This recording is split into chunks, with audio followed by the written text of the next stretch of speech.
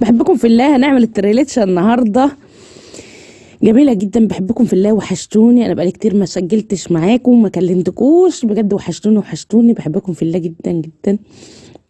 التريليتشة من الحاجات الجميله جدا اللي هنعملها النهارده بابسط المكونات، وحاجات كلها من البيت، او يعني لو اشتريتي حاجات بتبقى بسيطه جدا من بره، اعملي لاولادك وفرحيهم.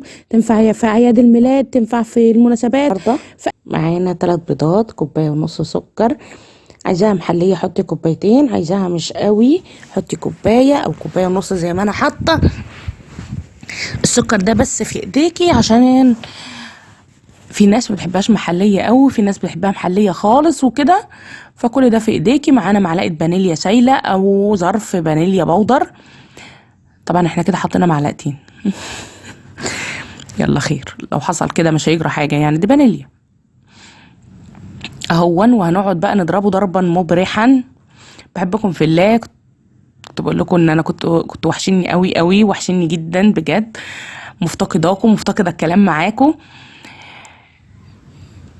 ادعموا بقى القناه، وادعموا الفيديو، شيروا الفيديو، اعملوا له لايك، اعملوا له شيروه كده عشان افرح ان انا بفيد حد. يعني بجد في ناس بتستفاد، يعني ربنا يجعلنا يعني سبب في نفع الناس، دي حاجة كويسة جدا، او في مساعدة حد. نرجو بالعمل وجه الله، يجعله شفيع على لينا يوم القيامة يا رب. لو حد استفاد منه، هقول لكم كل المعلومات عن التريليتشة. التريليتشة لها حركات كده وتكات معينة، يعني ما تخرجيش عنها عشان ما تبصش منك. التريليتشة تعتبر كيكة عادية جدا جدا اهو. شفتوا بقى، قعدنا نضرب فيه مثلا قولي 10 دقايق متواصلة لحد ما لونه فتح خالص خالص زي ما انت شايفة. معانا نص كوباية زيت، هنجيب كوباية لبن كمان، معانا معلقة خل. بقول لكم على المقادير اهون كلها، وهكتبها برضو على الشاشة اهون، وهسيبها في اول تعليق ان شاء الله، يعني يا رب ذكرني، لان من الناس الحمد لله النسيه جدا. طبعا لما تحط الزيت واللبن ما تضربيش بقى ضرب، يعني اللي هو ضرب كده على طول، لا، يعني تاويه بس، تاوي الحاجات بس، دوبيها، ما تقعديش بقى تضربي فيها، يعني عشان الهواء اللي في البيض ما يخرجش. معانا طبعا رشه ملح ما تنسيهاش اهو، ظرف بودر، ظرف واحد بس. التريليتشة بتبقى من الحاجات من الكيكات اللي مش عالية قوي، وبتبقى شاربة صوص، يعني بصي جامد ماشي اهون. بنحط نص كمية الدقيق. احنا معنا كوبايتين ونص دقيق، بنحط نص كمية الدقيق، ونضرب برضو نتويه كده اهون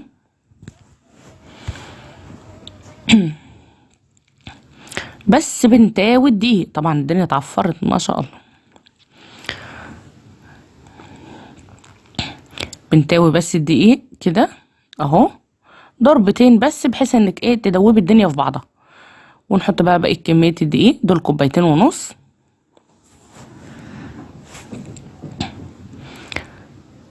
في الإعادة إفادة، كوبايتين ونص دقيق، عليهم كوباية ونص سكر، عليهم نص كوباية زيت، عليهم كوباية لبن، معلقة خل، معلقة فانيليا سايلة أو بودر، ظرف بودر، ظرف بيكنج بودر، 3 بيضات بس. خلصت خلصت التريليتشة اللي عاملين عليها بصي ترند وحاجة كده جامدة.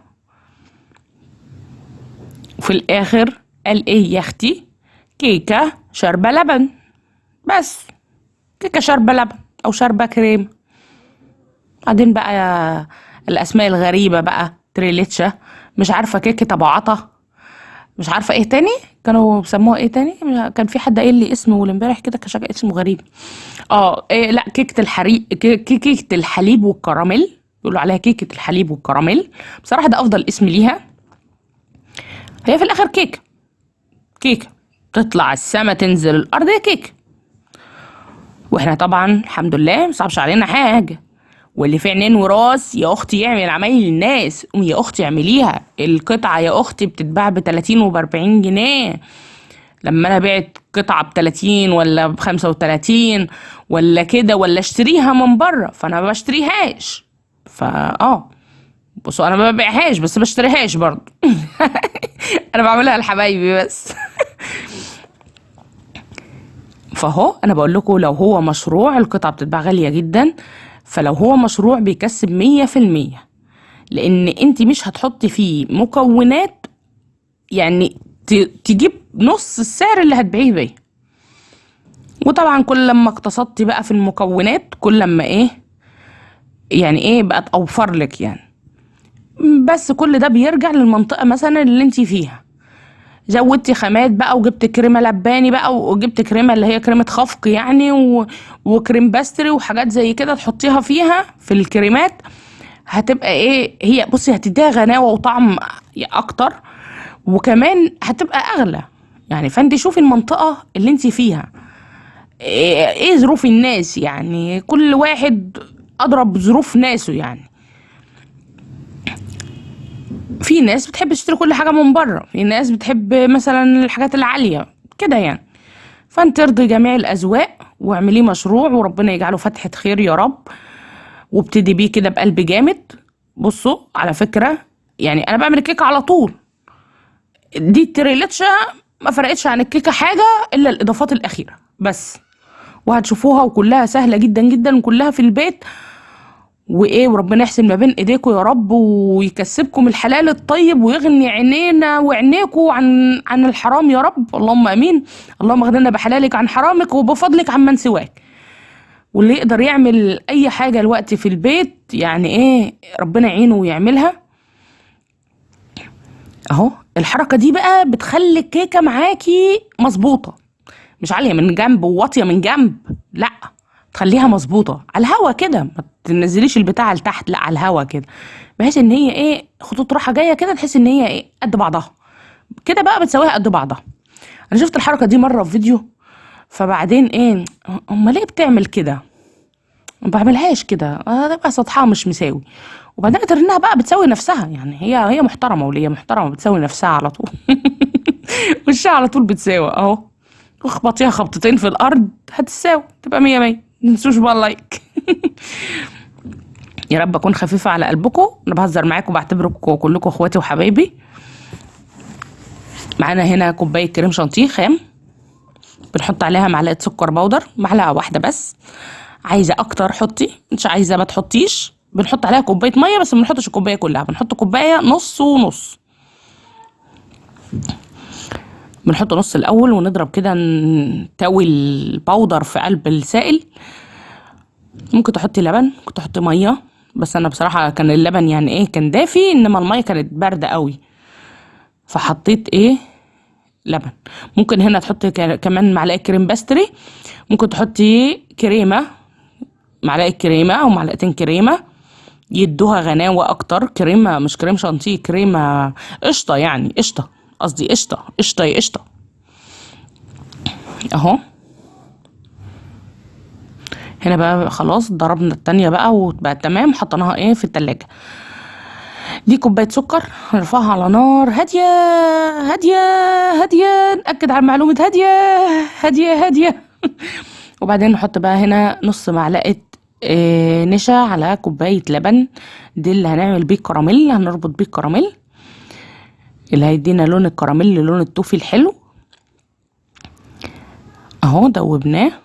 نحط نص معلقه جيلاتين، دي اختياريه جدا جدا، عايزه تحطيها حطيها، مش عايزه تحطيها كراميل كده كده السكر بربط معاكي، احنا في الشتاء وحتى لو في الصيف بربط برضه على فكره، السكر عامه بربط اهو. شايفين حاطه سن على طرف المعلقه. لو عندك اللي هو الجيلاتين النباتي ده عادي بتشرى من العطار يعني، ممكن تشتري ب2 3 جنيه يقعد عندك حبه كتار، او ب5 جنيه يقعد عندك حبه كتار، عشان ما عادش حاجه اصلا عند العطار ب2 3 جنيه بصراحه يعني. كنت الاول بشتري ب2 3 جنيه، كنت بشتري الكريم شانتيه ده ب5 جنيه، ما عادش بقى الكلام ده، ما عادش حتى ب10 جنيه قد ب5 جنيه، وما عادش بيكفي، نجيب ب10 جنيه، نجيب ب15 جنيه اهو. انا حبيت يكون لونه اغمق شويه، حطيت معلقه كاكاو، ممكن تحط معلقه كاكاو، ممكن تحط معلقه نسكافيه، ممكن تحط معلقه قهوه، بس يعني بحيث ان هو يبقى اغمق شويه. عايزاه على لونه تمام شغال زي الفل اهو كده تحسي انها باظت.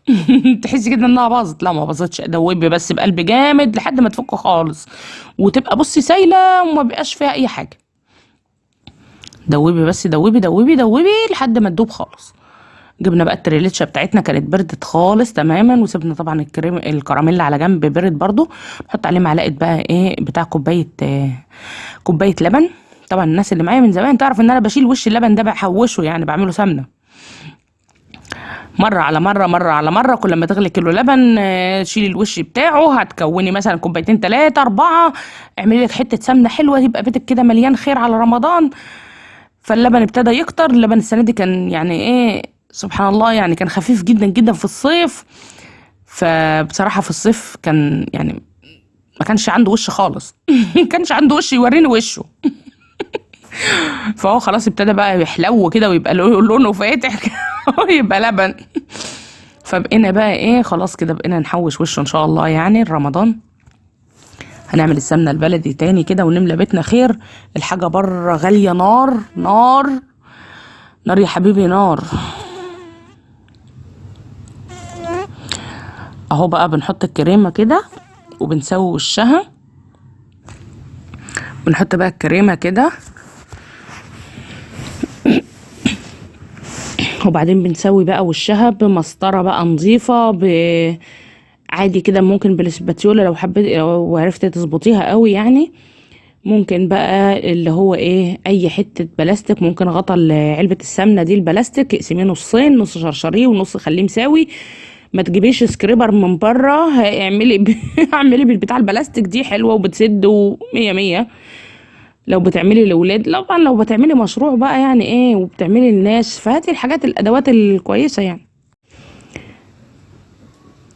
لو ليكي انت بقى يعني ايه اشتغلي باي حاجه، اشتغلي باي حاجه، اقتصدي اقتصدي اقتصدي. تملي كنت بقول لكم اقتصدوا.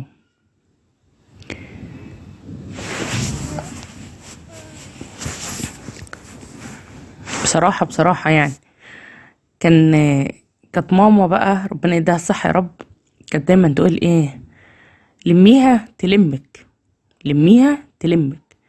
تملي لميها تلمك، خديه شعار بالذات اليومين دول. الحاجه غاليه نار وكل حاجه ما شاء الله مولعه في السما يعني. لو الكراميل مسك منك بقول لكم بقى الاول، لو الكراميل مسك منك حطيه على النار ثانيتين. اهو انا حسيت ان هو مش هيفرد، فايه رحت حطيته على النار كده ثانيتين تدويبه بس، وقمت رايحه نازله بيه بقى ايه على الكريمه. تدويبه بس ما تسخنيهوش قوي، بحيث ان هو بس يعني ايه يدفى كده ان هو يفرد. شايفين بقى لونه بقى زي ايه لون التوفي كده غامق. ده كده شكل الكراميل اللي انا بحبه، لونه غامق.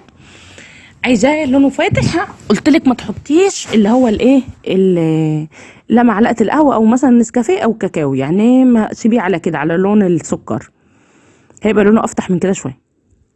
بس هو ده لونه كده جدا جميل جدا جدا يعني بصراحه. اهون بنحاول بقى ايه نفرد البتاع اللي في ايديا دي. بقول لكم هي دي نص علبه السمنه اللي انا بقول لكم عليها. دي السكريبر بتاعي، رايكم في السكريبر بتاعي؟ اكتبوا لي ايه تعليقكم يعني على السكريبر بتاعي وعلى كلامي. لو عجبكم مش عجبكم برضو اكتبوا لي برضو، يعني قولوا لي. لو مش عجبكم غيروا، اسكت خالص، اشغل الفيديو وانا ساكته، تقولوش عليا يا رغايه. انا بحب بجد اتكلم معاكم، بحب اديكم نصايح، بحب اديكم كل المعلومات عن الحاجه اللي انا بعملها عشان ما تبصش منكم. اهون شايفين بقى اللون ده لون العفش بتاعي على فكره. اللون بصوا انا كنت عايزاها تفضل ايه غامقه، يعني تفضل على نفس اللون والابيض تحت. فلما لقيتها لونت كده والابيض طلع لفوق وفشر كده وقشر وبقى شكله حلو كده، عجبني جدا. بنعمل بقى خطوط بالسكريبر، بخله سنان، باي حاجه تعجب سيادتك يعني، بس ما توسخيش مواعين كتير برضو. كل شويه اقول لكم ما توسخوش مواعين كتير عشان الجو ساقع. اهو بنعمل بقى الخطوط كده كده وكده. بصراحه بقى شكلها حلو وهي بنفس الكراميل يعني خطوط خفيفه كده تحسي ان هي ايه متيجره في بعضها كده، جميله بجد يعني. هي رسمت نفسها بصراحه، هي رسمت نفسها. اهو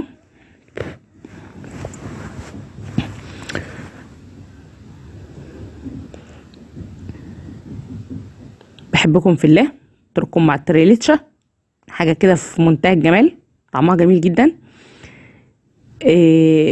اكتبوا لي بقى في التعليقات ايه رايكم في التريليتشا، وايه رايكم ايه ومكوناتها بسيطه جدا، ولو عملتها مشروع هتبقى مربحه جدا جدا. وربنا يصلح ما بين ايديكم كلكم، وربنا يغنينا بحلاله عن حرامي وبفضل عمن سواه، ويرزقنا ويرزقكم يا رب حسن الخاتمه يا رب. ودايما ادعي لنفسك واولادك وللمسلمين اجمعين، لان الملائكه بترد عليك الدعوات. طبعا دعاء الملائكه افضل من دعائنا احنا بكتير، احنا كلنا ذنوب ومعاصي. يا رب اكون خفيفه على قلبكم. بحبكم في الله، بحبكم جدا جدا. شكرا.